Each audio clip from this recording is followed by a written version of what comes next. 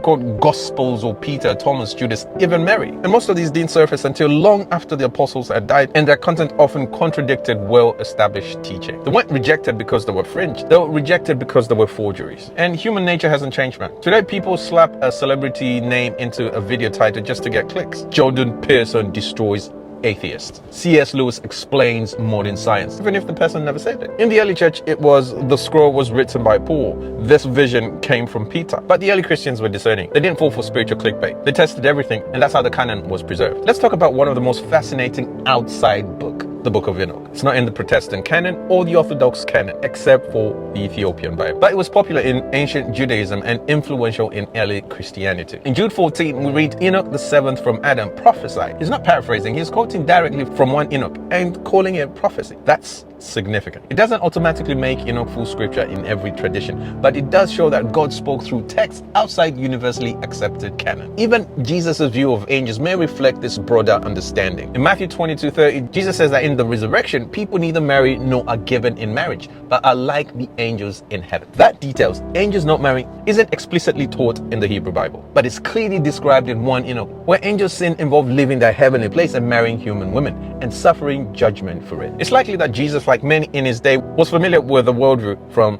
Enochic literature. Think of it like a stage play.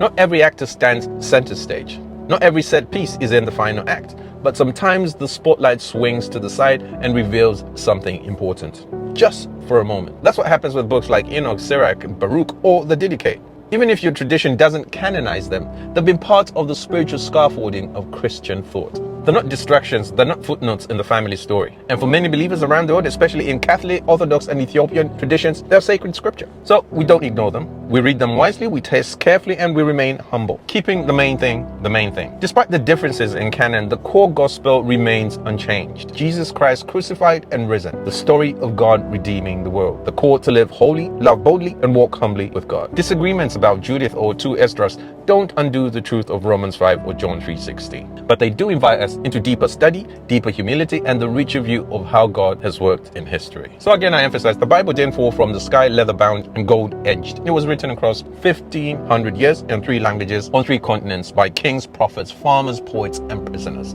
And yet it still speaks a unified story. God with us, God for us, God redeeming all things through Christ. So yes, the canon has tension. Yes, there are books on the edges. Yes, there are even forgeries. But the question isn't just which Bible. The real question is, will you obey the one who speaks through it? Anyway, thanks guys, and I'll see you on the next episode.